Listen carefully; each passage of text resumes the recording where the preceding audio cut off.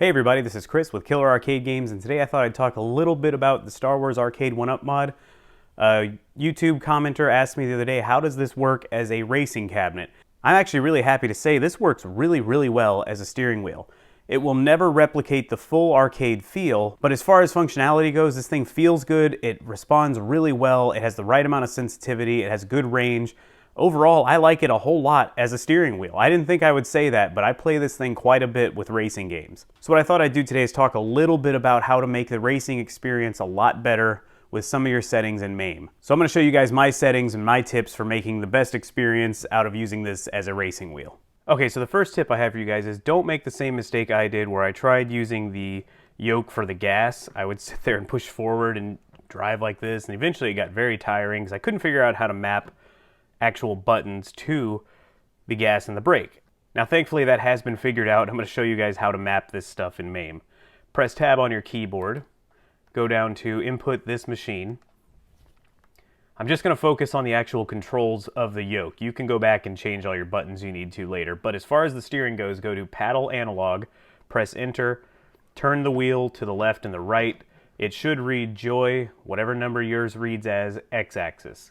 After that, you can go down to pedal 1 analog. You're going to want to skip the first two pedal 1 settings and go down to P1 pedal 1 analog INC. There you can press enter, pull your right trigger. It should read as joy, whatever, button, whatever. Do the same thing for pedal 2, and actually I don't even have this one. Oh, I do have this one mapped. Do the same thing for pedal 2, and if there's a pedal 3, you can leave that up to wherever you want to put it. I don't have a single game where I actually have to map a pedal 3 personally. Let me give you one other tip, because MAME's default setting is when you pull this trigger, it's going to ease on the gas rather than instant power. I don't know of any games where you need to ease on the gas in arcade games. Maybe in racing simulators, sure, you need to ease on it. But it's just a button anyway. You can't ease on a button. So what I found was to go back into tab. Let's go back to analog controls. This is where you're going to be able to change that. Games like Cruising the World, in order to do that wheelie pop-up move, you're going to need to double tap the gas. That will not work unless you change this setting.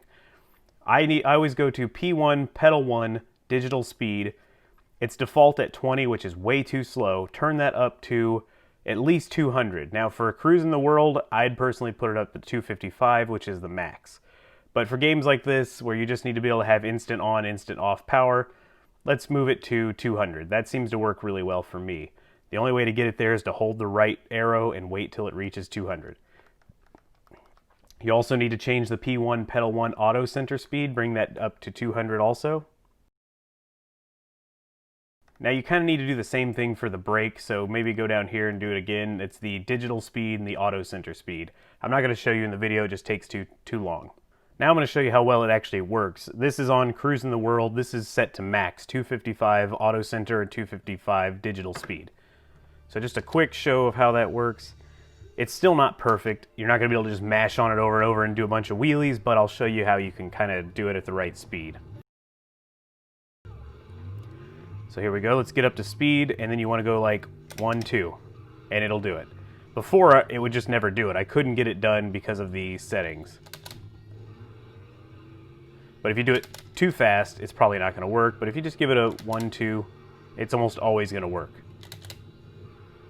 So that's really nice. Now let's talk a little bit about how well the steering actually performs. I think it performs great. It's very sensitive. I can make fine-tune, if I want to just kind of course this isn't the game for fine-tune stuff, but you can kind of scoot around people like this. You don't have to make jerky movements. That's what I kind of expected it would be like. I thought it would act more like a joystick, but this thing's very sensitive. It reads very minor movements as if you were really steering, which is nice. I'm going to show you another one. This is Hydro Thunder. This is actually running the PC game, so this is not MAME. This is from like 1999, I think it just said there. I didn't have to even set up the steering wheel, it just worked. The only thing I had to change was tell it what buttons were what. Let's go ahead and just do a quick race so I can show you how this works. Once again, I've mapped the throttle up, throttle down here. Got my boost up on top. It works really well. And let's see how well this steering goes. I can't tell you how much I enjoy it. And if you want to see more gameplay of me using this, I have probably 2 hours worth of gameplay videos up on the channel now. And I will gladly link to them in the description. I may even make a playlist so you can see them all if you'd like.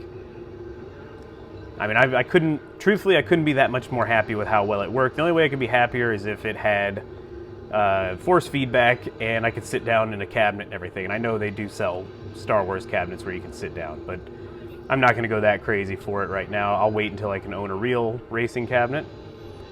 But these turns are unbelievable. If we turn it really hard, it turns really hard. You can kind of do halfway turns. So here's one last game I'm going to show you. Example is San Francisco Rush. This is a game where you actually do need to get the right speed to hit certain secrets on the levels. And it was impossible until I changed that sensitivity setting. You know, you'd be pulling the gas, you'd let off, and it would still give you gas for a couple seconds, and then it would stop. But just for an example, up here there's a little secret to the right as you start the level, and before it was very difficult to get in there because I would be coming in way too fast or way too slow. And this one works really well. I can hit the brake quickly and I can get instant power back on the gas. So it's really quite nice how it works. And this is kind of a game too where you need pretty sensitive steering. It needs to be in good condition, and it's working very well. I'll pull up next to this guy and see if I can jump in front of him. Well, maybe not, if he goes slow enough. There we go. But again, there's another secret up here, and let me see. You have to lose some speed to get in there.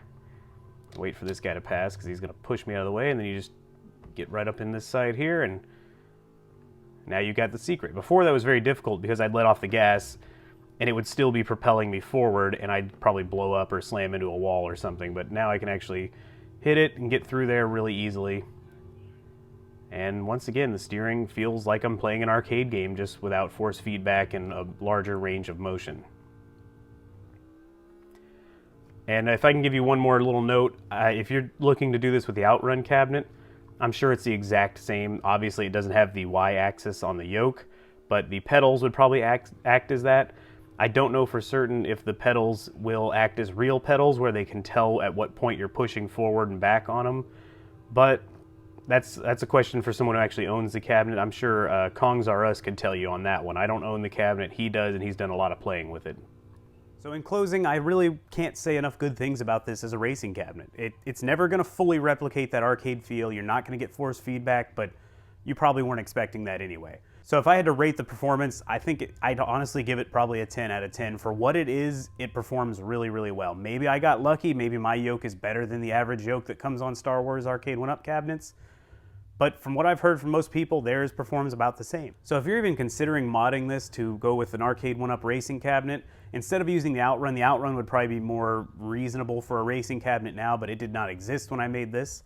If you already have one of these and you want to make it a racing cabinet, I'd say go for it. It's a great option, and you could still put the 3 original Star Wars games on it. One note about that, though, they're gonna look like complete crap when you first load them up. There are some settings you can change that'll make them look more like the arcade did. They knew they didn't have a vector monitor, and Code Mystics did a great job replicating the look. So you will lose a little bit of graphics and effects that pop up in the original Star Wars games, but it's a trade-off. My wife is a big Star Wars fan. She was very nervous about me modding this, and she's okay with the few things that changed with the MAME version versus the Arcade1Up version. Thank you guys so much for watching. I hope you enjoyed this video. Hopefully it was informative. If it was, please give it a thumbs up. Please consider subscribing for more Arcade1Up content, mods, other arcade games. And if you want to see me using this more as a racing cabinet in longer video form, check the description. I'm going to leave you guys a whole bunch of videos down there to watch that I've done where I use this as a racing cab with Cruisin', with California Speed, with Hydro Thunder, all those games. Thank you guys so much for watching, and I'll see you on the next one.